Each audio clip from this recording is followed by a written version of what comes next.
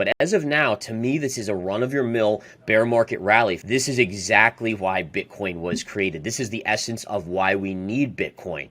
And number two is it would make me want to buy gold and even Bitcoin even more in those scenarios for a longer term. It's a little late at this point for kind of to avoid the recession. But I will say this, is if somehow they did turn on the printing presses, number one, if they all of a sudden start cutting, I would be scared out of my mind.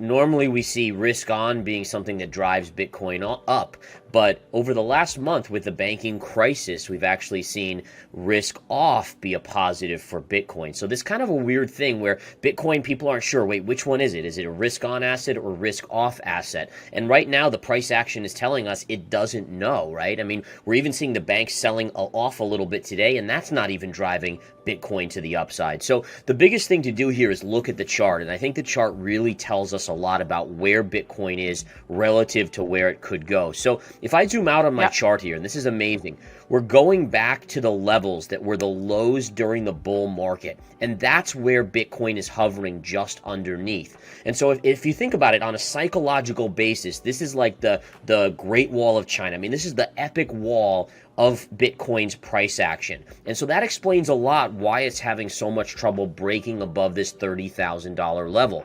So for me, when I look at this, I stay bearish or a suspect in terms of whether or not the bull market is back on in Bitcoin. I'm still favoring the fact that we're still in a bear market in Bitcoin until we get over 30,000 and hold above it. Because right now, this is the line in the sand. And if Bitcoin can't get through this, it's still bear market central. If we did get above 30,000 and we stay there for, let's say, a week or so and establish ourselves back above that level, I think at that point, then I say, okay, listen, we're back above the psychological lows from the bull market of 2021. Now I think the low is in. But as of now, to me, this is a run-of-your-mill bear market rally. If you go back to 2018, 2019, we had periods where we were up 100 to 200% off of the lows in Bitcoin, and yet we still came down and retested that 3,500-ish low. So you can't get too excited yet when the technical level that is the huge wall in Bitcoin hasn't been broken yet. So I'm sticking with 12 to 13,000 and maybe as low as 9,000 as of now. But the key is that doesn't trump fear. It doesn't trump emotion. And so for me, as soon as the banking crisis started, I said to myself, all right,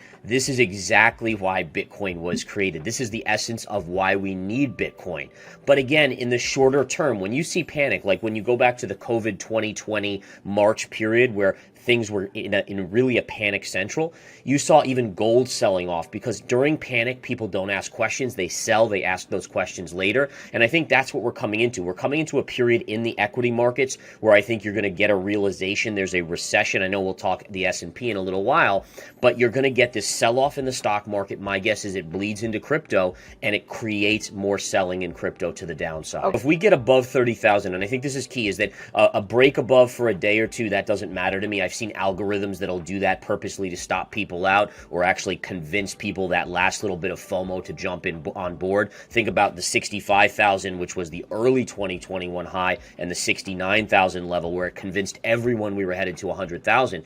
But if we stay above there for a significant amount of time, a week or so, then likely that tells us that we are going to head even higher. Your next leg probably has the chance to take us up towards that 35, 40,000 level probably over the next month or so. Yeah, I mean, it's so tough to know what the heck's going on here. I mean, you know, Elon Musk, again, he loves catering to the crowd, to kind of the smaller investor, the retail crowd. And so on a technical basis, we can see that you actually had this beautiful kind of what we call a wedge pattern. It's a triangle pattern, and we broke above it. But on a technical basis, look at where we went. We went right back to the highs of February of 2023, and that's where price stalled out. So again, I think in terms of this becoming a mainstream asset, the only way that happens is if he really incorporates Doge into Twitter as a form of payment. That could then give it some relevancy. Otherwise, I always sell these type of events because again, it's I still remember when he came out and he was pumping and he went on Saturday Night Live. That was actually the high of the asset back then.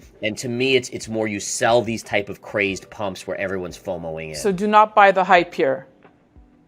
Yeah, I wouldn't. You could 2x your money, but you could also go to zero. So for me, when I'm investing hard-earned money, I want probabilities heavily on my side. In this case, there's not probabilities heavily on my side. Okay. Your thoughts on recession? You see it happening this year?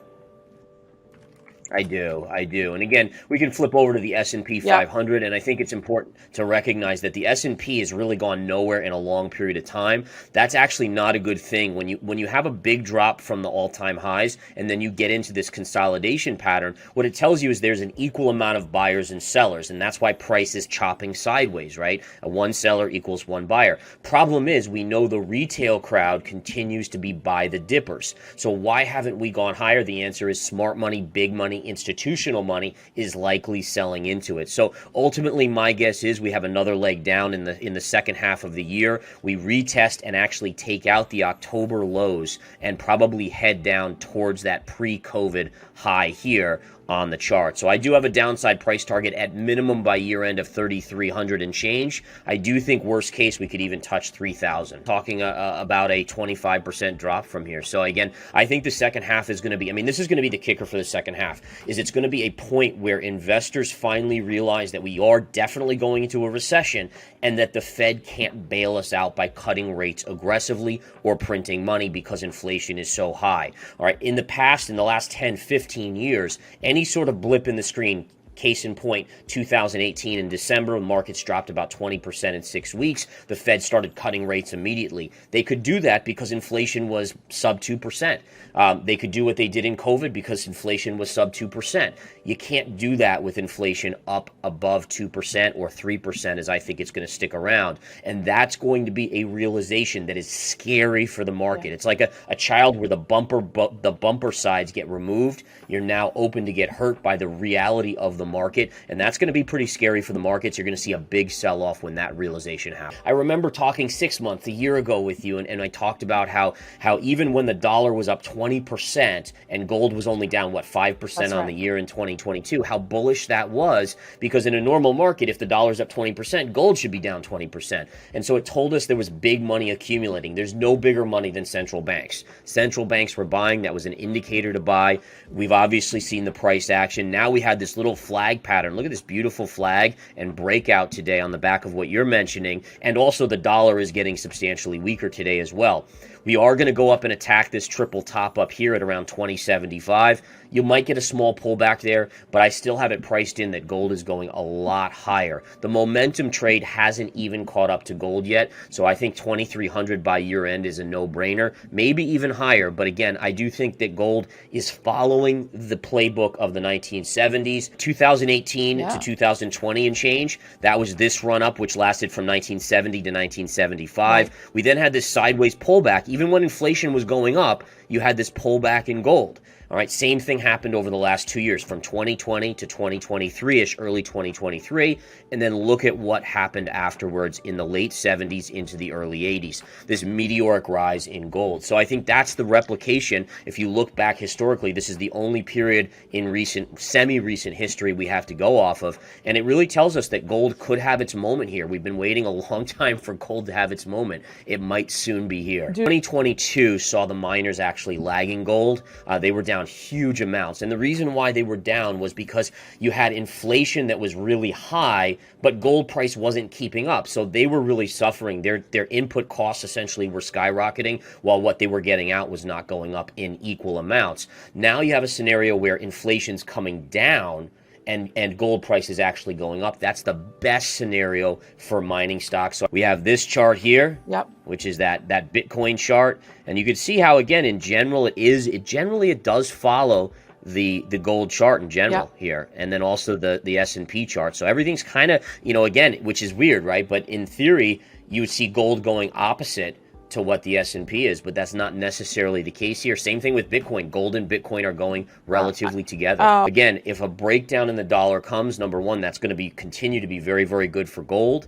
In theory, it should be good for the stock market, but I would just caution people that there will be a point where a down dollar is actually not a good thing for the U.S. stock market, and that point will be when people know a recession is coming, right? So when we're in the midst of a recession or getting into one, a down dollar actually, in other words, bad news is going to be bad bad news. Down dollar is very good for gold, and generally it's good for Bitcoin as well. It's a little late at this point for kind of to avoid the recession. But I will say this, is if somehow they did turn on the printing presses, number one, if they all of a sudden start cutting, I would be scared out of my mind, because if that's the case and inflation is still over 2% or even over 3%, then things must really be bad at that point. And number two is it would make me want to buy gold and even Bitcoin even more in those scenarios for a longer term, because if the Fed gets pushed to printing money again, then fiat currencies, I mean, it's even more of a joke than it already is. If they are pushed to that point where they have to print again,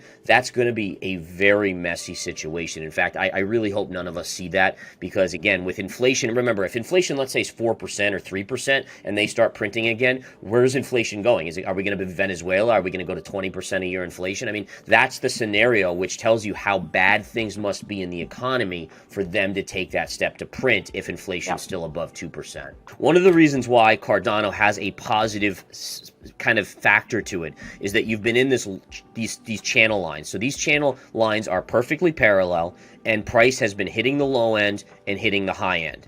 And if you look here, you've just gotten above. So as long as we stay above this would be a longer term breakout on Cardano. And again, doesn't mean it can't kind of go sideways or a little bit lower, but as long as it stays above this line, then you probably look at being longer term bullish on Cardano with some good upside.